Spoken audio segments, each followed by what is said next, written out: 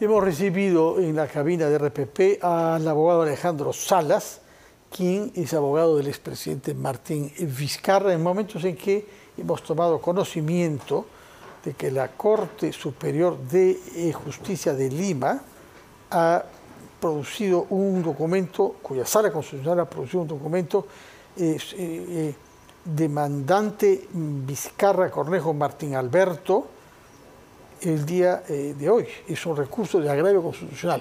Pero esto es presentado ante ¿qué instancia, señor abogado? Muy buenas noches. Buenas noches, gracias por la invitación. Solamente una pequeña precisión. Sí. Yo soy vocero del partido político y vocero del expresidente. ¿Ya? ¿No es abogado? No.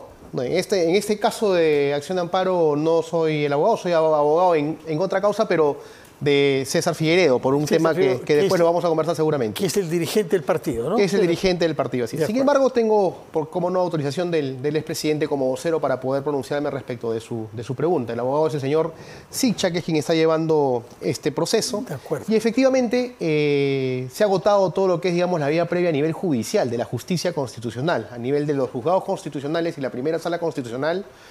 Esta última declaró por improcedente, por mayoría, la acción de amparo presentada por el expresidente Martín Vizcarra. La es 2 contra 1. 3 contra 2. 3 contra 2, ¿no? Hay dos que sí han considerado que fundamentalmente lo que se ha hecho en el Congreso no ha guardado, digamos, el debido proceso, no ha tenido una motivación debida y no han querido, por supuesto, apoyar, digamos, este resultado de mayoría. Independientemente de eso, queda una última instancia a nivel constitucional, que es el recurso de agravio constitucional en materia de amparo, que ha sido presentado, como usted bien lo manifiesta, y creo que tiene ahí el cargo de presentación. Lo que me llama la atención es que es la Corte Superior de Justicia de Lima, no es la Corte Suprema. No, lo que pasa es que la justicia constitucional se inicia, en este caso, como todos los ciudadanos que ven afectado un derecho fundamental, sí, a través de los juzgados constitucionales, en especialidad constitucional. Los juzgados constitucionales son la primera instancia. La segunda instancia en materia constitucional son las salas constitucionales. Ese es a nivel del Poder Judicial. Cuando la sala constitucional, en este caso por mayoría, dice improcedente tu acción de amparo, queda, de acuerdo al Código Procesal Constitucional, una última instancia, que es el Tribunal Constitucional. No pasa por la Corte Suprema. La justicia constitucional termina en el Tribunal Constitucional. Ya, y esto ha entrado al TC. Se presenta a la primera sala constitucional para que éste eleve, ¿no es cierto?, los actuados al Tribunal Constitucional. De acuerdo. Estamos ante un procedimiento que puede tomar cierto tiempo. Bueno, ya está en el último estadio a nivel de la justicia interna, que es el Tribunal Constitucional, sí, el cual esperamos, como en otros casos ha sido célere, que sea célere en el caso del expresidente Martín Vizcarra. Ya, no es la primera vez que el TC tendría que pronunciarse sobre un caso relativo a Martín Vizcarra. Respecto al tema de las inhabilitaciones, sí. Este es, digamos, la primera vez en... Él tiene dos causas a nivel del Tribunal Constitucional. Esta que acaba de ingresar y otra inhabilitación que se hizo por supuestamente haber llenado mal su hoja de vida. También se le inhabilitó por 5 años. Esa ya está en el Tribunal Constitucional, estamos esperando fecha. Y esta inhabilitación que acaba de subir y acaba de ser elevada por la primera sala constitucional, esperamos igual, que se vea lo más rápido posible. ¿Esta segunda inhabilitación por qué razón es? Por supuestamente haberse inoculado una vacuna, ¿no? Situación que, por supuesto, a todas luces y en virtud de los documentos ya científicos que se tienen, no era cierto, ¿no? Porque no era una vacuna. No era una vacuna, no estaba aprobada ninguna vacuna en ese momento. De todas maneras, era un experimento destinado a producir una vacuna en su fase final, ¿no? Era un experimento, era un placebo, sin embargo, dentro del marco estrictamente jurídico entramos dentro del principio de tipicidad. O sea, ¿en qué parte de la norma dice que el presidente debería ser inhabilitado por esa situación, por el tema de una fase experimental? En ninguna parte. Entonces consideramos que no se ha respetado el debido proceso y es eso lo que finalmente se va a tener que dilucidar en el Tribunal Constitucional, con lo cual se agota la vía interna, se agotaría la vía interna y nos queda pues la vía supranacional, de acuerdo a lo que dispone la Constitución. Bueno, ¿no? Están pensando ustedes en un procedimiento que puede tomar bastante tiempo y que puede ir más allá del plazo electoral. No, fíjese que no. Fíjese que nosotros con optimismo, ya la Corte Interamericana de Derechos Humanos tiene conocimiento de esa causa. Recordemos que no solamente se requiere agotar la vía interna, también se pueden aplicar procedimientos a nivel de medidas cautelares, a nivel de la Corte. Y la Corte tiene una serie de elementos ya que se han ido presentando e ingresando respecto del tema del expresidente Martín Vizcarra, y elementos que durante todo este tiempo se han venido alimentando, ¿no? Recordemos que hace muy poco el congresista Málaga tiene la buena idea para nosotros, y se le agradece desde acá, de presentar nuevamente un pedido de inhabilitación por el tema de las compras de las pruebas rápidas, ¿no? Cuando ya lo había archivado el Ministerio Público, se solicitó un reexamen, se está reexaminando, pero como salen las encuestas ese mismo día y ponen a Martín Vizcarra en la cabeza de las encuestas, hay que presentarle otra inhabilitación. Ese tipo de abusos del derecho, obviamente que ya están siendo, digamos, recogidos por la Corte, también los están viendo. Así que estamos seguros que el Congreso no se ha pronunciado sobre la moción que había sido impulsada por el señor Málaga, ¿no? No se ha pronunciado, pero él ya la presentó. Sí. Ya se constituye en una amenaza. Sí. Entonces, todo este tipo de hechos y de situaciones que van vinculadas, por supuesto, a un campo bajo nosotros de una venganza política, de querer sacar a un ciudadano a como sea del proceso electoral, cuando ni siquiera tiene una sola sentencia, digamos, que lo inhabilite penalmente, se constituyen pues en un abuso del derecho que no podemos permitirnos, quienes consideramos y quienes creemos en la democracia, que nuestro país debe acostumbrarse a eso, ¿no? Que un grupo de personas levantando la mano en el Congreso simplemente retiren candidatos o posibles y potenciales candidatos en un proceso electoral. Bueno, por otra parte, usted nos ha dicho que está actuando acá en calidad de vocero de Martín Vizcarra. Sí. Pero abogado sí que lo es de César Figueredo. Sí. ¿En qué causas? Bueno, hay una carpeta que se ha presentado, que fue noticia el fin de semana, de una denuncia que le hacen al expresidente, a César Figueredo, por extorsión, ¿no? Extorsión al ex primer ministro y ministro de Defensa, Alberto Otárola. Así es. Una denuncia, pues, en realidad que bueno, hay que, por supuesto, colaborar con todo lo que es la investigación a nivel del Ministerio Público, pero que no resiste el más mínimo análisis, ¿no? ¿Por qué no? Porque... ¿Hubo una presión o no para que el señor Otárola nombrase en la SUNAR a una persona ligada? Bajo ninguna circunstancia, ¿no? Fernando, por una sola razón y un solo motivo. El partido político Perú Primero es un partido político que desde sus inicios es opositor a este gobierno, ¿no? Si se revisan los pronunciamientos del expresidente Martín Vizcarra, los comunicados que hace el partido político respecto de las muertes, los asesinatos que hubieron en diciembre de 2022, 2023, es un partido político absolutamente opositor a este gobierno. Por lo tanto, bajo esa premisa y bajo ese análisis, no tendría ningún tipo de sentido tratar de acercarse o querer pedir algún tipo de cargo, y menos un cargo, digamos, de mando medio, ¿no? O sea, lo que pasa es lo que nosotros consideramos es que se ha querido encontrar algún tipo de pretexto para poder limpiarse la cara el expremier, ¿no? Entonces han encontrado una declaración de un colaborador eficaz, ya se ha hecho público eso, que narra toda una telenovela, ¿no es cierto?, que finalmente terminaría aterrizando en un campo de extorsión que es absolutamente pues, falso, ¿no? O sea, no resiste el más mínimo análisis. Usted excluye y niega que el expresidente Martín Vizcarra hubiese llamado al Ministerio de Defensa para conseguir trabajo para la joven Yaciré Pinedo. Y eso no se produjo. Eso no se produjo. Cuando estaba, por otra parte, el general Chávez Cresta, que el señor Vizcarra conocía bien, ¿no? Y el mismo general Chávez Cresta ha declarado públicamente que no conoce a esta señorita, que no la conoce, que digamos, no sabe cómo ella finalmente llegó a ingresar a trabajar ahí. Él mismo lo ha declarado públicamente. Ya, no va a aparecer algún registro telefónico en donde Vizcarra ha tratado de comunicarse con su antiguo colaborador, Jorge Chávez Cresta. No, en absoluto, porque el mismo Chávez Cresta ya también lo ha reconocido así, ¿no? Entonces, es una señorita que apareció. Lo que sí es cierto y sí es real es que esta señorita tuvo, digamos, visitas con el expremier, ¿no? Una visita en el Ministerio de Defensa. Que el general Chávez Cresta ha dicho que él no recibió la llamada, o lo que ha dicho es que no ha recibido órdenes de Otárola? ¿Qué es lo que ha declarado el señor Chávez Cresta? Él manifiesta que no conoce a la señorita, o sea, simplemente la ha encontrado ahí en el lugar de trabajo. Él lo ha manifestado hace algunos meses.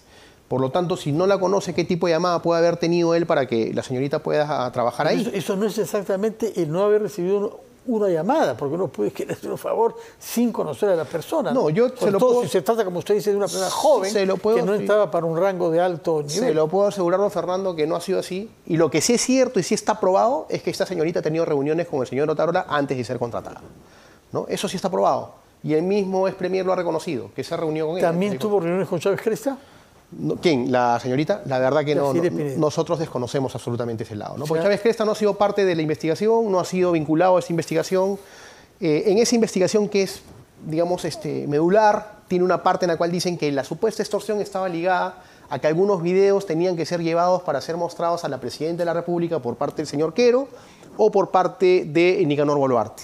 Entonces nosotros vamos a pedir en la investigación fiscal que se tome la declaración de la Presidenta, a ver si ese hecho sucedió, si alguno de ellos le mostró algún tipo de video enviado por quién, ¿no? Y con eso simplemente se va a desbaratar esta esta denuncia que en realidad, como le vuelvo a repetir, como abogado de una de las partes, le digo, no tiene ningún tipo de sentido. No resiste el más mínimo análisis. ¿Qué pretende el señor Otárola en este papel? Yo creo que busca limpiar su imagen, ¿no? Pero yo creo que en una situación como estas, en la que creo que es una situación de dos, él ha reconocido haber tenido algún vínculo sentimental con esta señorita, la señorita también ha reconocido tener un vínculo sentimental con él. Lo cierto es que en ese vínculo sentimental, fuesen cuales fuesen las fechas, hay contratos con el Estado de por medio, que no los hizo ni Vizcarra, ni Figueredo, ni el mismo ministro de Educación, ni el mismo hermano. Entonces, ¿y Boluarte ha tenido un papel acá? No, Boluarte hermano, Nicanor. No lo sabemos nosotros. Ya el abogado también de Nicanor Boluarte ha salido a decir que no entienden la historia que se ha querido narrar respecto a estos hechos. Y es por eso que nosotros consideramos relevante e importante que la Presidenta de la República se pronuncie en esta carpeta fiscal y que diga si efectivamente le han mostrado esos videos su hermano o el ministro de Educación, ¿no? El señor Vizcarra no ha mantenido ninguna forma de relación con el señor Boluarte, Nicanor Boluarte. No, en absoluto. No hay llamadas no, en absoluto. no hay En absoluto. Es un partido político, como le digo, absolutamente distante de lo que es el actual gobierno, ¿no? Totalmente distante en mensajes y, por supuesto, en visión para el país, ¿no? Entonces, por lo tanto, no tendría ningún tipo de motivo para poder acercarse. Eso no es un argumento, porque usted ha estado con el señor Castillo, ha estado en otro gobierno con el que no había tampoco relación de Vizcarra, y ahora está con el señor Vizcarra. Pero se le explico por qué. Porque yo pertenecía a un partido político que dentro de un sistema democrático me pidieron, digamos, dentro de un gobierno ancha base, ir a poder, digamos, colaborar con un gobierno democrático. Recuérdanoslo. ¿Perdón? ¿Somos Perú? Somos sí, claro. Usted no regresó más a Somos Perú. No, por eso yo hoy día soy militante de Perú Primero. Ya, ¿y por qué no regresó al partido que le había solicitado que acepte un cargo ministerial bajo Pedro Castillo? Porque se presentan situaciones dentro del marco de la democracia y el conflicto democrático que había en ese momento, don Fernando, que la bancada de Somos Perú en el Congreso empezó a tomar determinadas posiciones muy vinculadas a Fuerza Popular, muy vinculadas a Renovación Popular, y por supuesto ya no tenía sentido yo seguir perteneciendo a un partido que me pide apoya a la gobernabilidad y después de una u otra manera termina sucumbiendo el mismo mensaje que se me dio para poder Nos está diciendo que Somos Perú evolucionó en su posición política desde aquella que adoptó a comienzos de Pedro Castillo hasta la que tiene ahora. Yo no sé si... Que es el quinto partido que ha respaldado a esta mesa electiva. Hay 4, ¿no? No está Somos Perú en una mesa electiva, pero sí respaldó la formación de esta actual mayoría. Yo no sé si evolucionó o involucionó. Lo cierto es que yo siempre consideré que los tiempos democráticos habían que respetarse, don Fernando, ¿no? ¿Y qué pasó? ¿Qué pasó con Somos Perú, su partido? ¿Cuánto tiempo fue miembro usted de Somos Perú? No, bueno, yo en realidad he caminado en Somos Perú desde los 17 años. O sea, repartiendo algunas décadas. Empecé la política repartiendo volantes en la Avenida Arequipa para la campaña de Alberto Andrade, ¿no? Ya. O sea, sí, claro. Pero bueno, todo, como usted dice, en la vida puede evolucionar o involucionar. Yo considero que políticamente estoy evolucionando. Estoy en un partido en el cual existe una visión del país sumamente clara y digamos, concreta respecto a lo que se quiere. Con Martín Vizcarra hemos compartido una campaña política para poder postular al Congreso, también por el mismo partido, por Somos Perú. Él iba con el número 1, yo iba con el número 5, ¿no? Y hablando de Somos Perú, solamente un paréntesis, mi más sentido pésame por el fallecimiento del congresista de dicha bancada. Compañero suyo, ¿no? Compañero sí, claro, lo conocía a Hitler, sí, ¿no? Médico que ha fallecido en el Cusco mientras se hallaba en un hotel en ejercicio de un viaje como presidente de la Comisión de Descentralización, ¿no? Así es, una lástima, ¿no? Sí. Muy joven. No sabemos la causa de la muerte de un hombre de 46 años, ¿no? 46 años, muy joven. Sí, contemporáneo conmigo. Suyo, sí, ¿no? Contemporáneo mío. La Fiscalía saca un comunicado que están investigando los hechos. Ojalá que den pronto resultado, ¿no? ¿Va a asistir al entierro usted? No sé si lo harán a cabo en su tierra natal, que es en Loreto. No lo sé, don Fernando. Pero si no, nada se opondría a que un ex militante de Somos Perú como usted, aunque haya pasado por Castillo... En absoluto. Yo creo que lo humano no quita... Lo político no debe meterse nunca con lo humano, ¿no? Y si yo tendría la oportunidad de si lo velan acá, yo iría a verlo. Lo he conocido, por supuesto que sí. Bueno, por otra parte, ¿qué rol ha podido jugar Morgan Quero en todas estas supuestas contactos con Vizcarra y con Nicanor Boluarte y con el señor Otárola? Mira, en ese momento no era ministro Morgan Quero. Sí, no era ministro. Yo a Morgan Quero lo conozco de paso y por saludo. Cuando fui ministro de Estado y Dina Boluarte era ministro de Estado, Morgan Quero era su jefe de gabinete de asesores. Por lo tanto, le acompañaba a algunos consejos de ministros, se le veía, yo lo saludaba, nunca tuve un tipo de comunicación con él ni nada por el estilo. Independientemente también de mi posición, que es opositora a este gobierno, yo creo que en esa historia mal contada no tendría sentido tampoco, digamos, involucrarlo a él, ¿no? O sea, no encuadra, no encaja la realidad de la situación de lo que este colaborador eficaz quiere comentar o quiere contar, ¿no? Lo que dicen es que esos videos se le piden a la señorita para decirle, dame esos videos que yo voy a hacer que o Nicanor Boluarte o Morgan se lo enseñen a la presidenta. Cuando se lo enseñen, la presidenta va a sacar a Otárola del camino, ¿no? Entonces, si está la presidenta del por medio en esa narrativa, nosotros vamos a pedir que la presidenta declare. Por supuesto que sí, tenemos que pedir que la presidenta Algo de eso sucedió, ¿no? Porque es un hecho que el señor Otárola salió de una manera brusca. Pero salió porque un medio de comunicación sacó las conversaciones, sacó el vínculo que había, no solamente sentimental, sino también contractual. Y sobre la base de eso, don Fernando, la señorita Yesiré declaró públicamente que su celular se le había perdido en inmediaciones de Polvos Azules, con el contenido que sale en los medios de comunicación. Entonces, a confesión de parte, relevo de prueba. Ella primero declara eso y después aparece una declaración de un colaborador eficaz que en realidad contrasta absolutamente con lo que ella dice en un primer momento, ¿no? Bueno, pero hay también afirmaciones del señor Figueredo, ¿no? Respecto de ese celular robado. ¿Qué es lo que ha dicho el señor Figueredo? No, el señor Figueredo se ha encontrado con esta denuncia, digamos... Pero a él también le robaron. Creo que se le extravió a él un teléfono, no lo sé, o sea, ese es un tema de él, pero no tiene nada que ver, digamos, con los videos que pueden haber habido de una relación sentimental de dos personas, les pertenece a esas dos personas. O sea, un tercero sobra acá. O sea, porque cualquiera de esas dos personas optó por grabar situaciones... Sí, pero si esas íntimas, relaciones también implican decisiones públicas y contratos en el Estado. El señor Figueredo recibió en su celular grabaciones que le envió Yasiré, ¿o no? No, él me lo ha manifestado que en lo absoluto, que para nada. O sea, imagínese que una señorita esté entregando videos que involucran su intimidad. Yo no creo que eso no lo haría cualquier dama, ¿no? O sea, bajo ninguna circunstancia. Y menos alguien que le diga, oye, dame tus videos íntimos o tus videos comprometedores.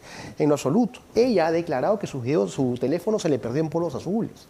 Entonces, es una situación de dos, y creo que en dos debe quedar. Buscar un tercero responsable no tiene sentido, ¿no? Por otra parte, han habido, como usted sabe, cambios en la relación con la DIVIA, con unidades policiales, con la investigación, y por eso es que le pregunto si el expresidente Vizcarra conocía al oficial conocido con el seudónimo de Conejo. Mira, yo no he conversado, Fernando, de él sobre ese tema, no lo sé si lo conocía, seguramente puede él haber conocido a muchos oficiales, no solamente de la policía, sino de la Marina, de la FAB, del Ejército. Sí, pero esto se trata no de investigación cuando él ha sido, claro, eminente, que ha jugado cuando él ha sido presidente, no lo sé, sin embargo, siempre en política salen muchos mitos, muchas historias, muchas narrativas, ¿no? Que hay que siempre saber tomarlas con cuidado, porque normalmente cuando un colaborador eficaz quiere mentir, va a tratar de estructurar bien algún tipo de defensa que le permita a él poder librarse, ¿no? Entonces, una pregunta final. El señor PPK, Pedro Pablo Kuczynski, ha afirmado que Vizcarra participó en un complot con Keiko Fujimori para sacarlo del poder al señor Kuczynski, con la consecuencia que en el poder lo iba a heredar él, Vizcarra. ¿Qué cosa contesta usted como vocero de esa afirmación de Pedro Pablo Kuczynski? Yo le contesto lo que el presidente nos ha comentado, no solamente a mí, sino a varios militantes conversando. Primero, que no guarda ningún tipo de rencor ni nada por el estilo con el expresidente Pedro Pablo Kuczynski. Por el contrario, le desea siempre lo mejor, sobre todo en su salud. Y que él estaba en Canadá en los momentos en los cuales el Congreso arremetía contra él. Pero no hubo viajes. ¿No hubo viajes de algunas personalidades fujimoristas a Canadá? Eso, por lo menos, que yo lo sepa, no. O sea, que yo lo sepa, no. Sin embargo, la arremetida que le hacen a Pedro Pablo Kuczynski se le hacen en el Congreso determinadas fuerzas políticas, ¿no es cierto? Entonces, y terminan finalmente arrinconándolo, o que lo vacaban, o que él renunciaba. Y Pedro Pablo Kuczynski termina finalmente renunciando. O sea, ni siquiera hubieron votos para una vacancia en el cual se pudieron contabilizar uno y otro voto, negociar uno y otro voto para que entre un accesitario. Eso no ha habido. Lo que ha habido es una renuncia de un expresidente. Entonces, acá no... Esa es otra narrativa que... ¿Se reunió o no Vizcarra con Keiko Fujimori? Y bueno, le reprochó PPK, ¿no? Bueno, creo que Martín Vizcarra ha reconocido en algún momento determinado que se reúne y que Keiko Fujimori le exige el retiro de algunos ministros, ¿no? Como condición ya cuando él era presidente. No digo antes. Antes no hubo reunión. Él ha reconocido que tuvo reunión, respecto a esa pregunta, que tuvo reunión con ella, pero cuando él ya fue presidente y que ella le exigió algunos temas, ¿no? Muchísimas gracias por su presencia, abogado Alejandro Salas, que asegura la defensa técnica de César Figueiredo, y no la de Martín Vizcarra, pero sí la vocería, sí, por supuesto, como nos ha aclarado. Muchísimas gracias, gracias Fernando. Gusto verlo siempre. Muy buenas noches. Gracias. Vamos a hacer una pausa y retomamos las cosas como son.